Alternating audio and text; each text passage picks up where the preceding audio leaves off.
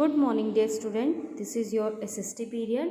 Today in geography class, we will do question answer of lesson number 3, motion of the earth. In previous class, we did exercise of this lesson. Today, we will do question answer. Let's start. Come to the question number 1. Question number 1 is, what is the angle of inclination of the earth's axis with its orbital plane? आपको बताना है अर्थ का उसके और अर्थ का जो axis है उसका ऑर्बिटल प्लेन पे उसका एंगल ऑफ इंक्लिनेशन कितना है. So answer is the angle of inclination of the earth's axis with its orbital plane is 66.5 degree. जैसे कि आपको पता है कि अर्थ क्या है, एलिप्टिकल, उसमें क्या करती है, रिवॉल्व करती है सन के चारों, तो वो क्या है, थोड़ी सी टिल्टेड है, तो उसका जो एंगल ऑफ इंक्लिनेशन है अपने ऑर्बिट पे वो है 66.5 degree. Now come to the question number 2. Define rotation and revolution. आपको रोटेशन एंड रेवोल्यूशन को क्या करना है, डिफाइन करना है कि रोटेशन क्या होता है, रेवोल्यूशन क्या होता है. Answer is rotation. The moment of the earth on its axis is called rotation. It takes 24 hours to complete one rotation. यानी कि जो अर्थ का अपने एक्सिस पे मूवमेंट है उसको हम क्या कहते हैं, रोटेशन कहते हैं. और अर्थ क्या है, वन रोटेशन को कंप्लीट करने में 24 आवर्स लेती है. यानी कि वो 24 आवर्स में क्या करती हैं, अपना वन रोटेशन कंप्लीट करती हैं. Now come to the revolution. The movement of the earth around the sun in a fixed path और an orbit is called revolution. It takes 365 days and 6 hours to complete one revolution. जो earth का सन के चारों ओर movement है वो भी एक किसमें, एक फिक्स्ड पाथ या ऑर्बिट पे, उसे हम क्या कहते हैं, रेवोल्यूशन. मैं अगेन रिपीट करती हूँ, अर्थ का एक फिक्स्ड पाथ या ऑर्बिट पे सन के चारों ओर जो मूवमेंट है उसे हम क्या कहते हैं, सन के चारों रिवॉल्व करती है अर्थ, उसे कहते हैं revolution.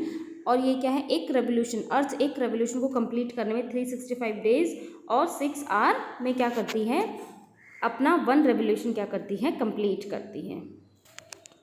Now come to the question number 3. What is a leap year. Leap year क्या होता है. The year in which February is of 29 days instead of 28 days is called a leap year. यानी कि वो ईयर जिसमें क्या है, फेब्रवरी में क्या है, फरवरी में 28 days की जगह क्या है, 29 days होते हैं, उस ईयर को क्या कहते हैं, लीप ईयर कहते हैं. Thus a leap year is of 65 days instead of 365. इसीलिए एक लीप ईयर में क्या होता है, 65 days की जगह क्या होता है, 366 days होते हैं. मैं अगेन रिपीट करती हूँ कि लीप ईयर क्या होता है. लीप ईयर वो ईयर होता है जिसमें फरवरी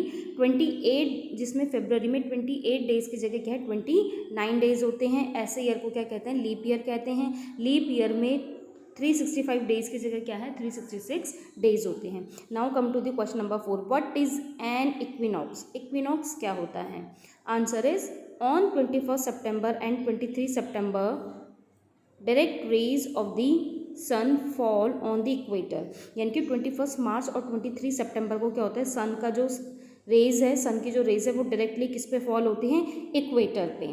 eight this position neither of the poles is tilted toward the sun. और इस पोजीशन पे क्या होता है, कोई भी पोल, ना तो नॉर्थ पोल ना ही साउथ पोल क्या है, सन की तरफ टिल्टेड होता है. ठीक है. Therefore the whole earth experiences equal days and equal night. This is called an equinox. जब क्या है, इस पोजीशन पे क्या होता है, कोई भी जो पोल है वो अर्थ का जो पोल है, नॉर्थ पोल साउथ पोल, वो क्या है, दोनों में से कोई भी पोल सन की तरफ टिल्टेड नहीं होते हैं. इसीलिए इस डे पे क्या होता है, जो पूरी अर्थ है उसमें इक्वल डेज और इक्वल नाइट्स होती है, क्योंकि क्या है, सनराइज डायरेक्टली इक्वेटर पे फॉल होती हैं. और इस पोजीशन को क्या कहते हैं, this is called an equinox. और इसे क्या कहते हैं, इक्विनॉक्स. यानी कि इक्विनॉक्स जब क्या है, 21 मार्च और 23 सितंबर को सनराइज क्या है, डायरेक्टली फॉल होती है इक्वेटर्स पे. और इस पोजीशन पे क्या है, कोई भी पोल, ना तो नॉर्थ पोल ना ही साउथ पोल, सन की तरफ टिल्टेड होता है. पूरी जो अर्थ है उसमें क्या होते हैं, इक्वल डेज और इक्वल नाइट क्या होते हैं, पूरी अर्थ पे क्या होता है, इक्वल. इस वजह से ही क्या है, अर्थ पे क्या है, इक्वल डेज और इक्वल नाइट होते हैं, जिसे क्या कहते हैं, equinox. So student, do this 4 question answer in your fair geography notebook. In next class we will do remaining question answer of this lesson. Thank you and have a good day.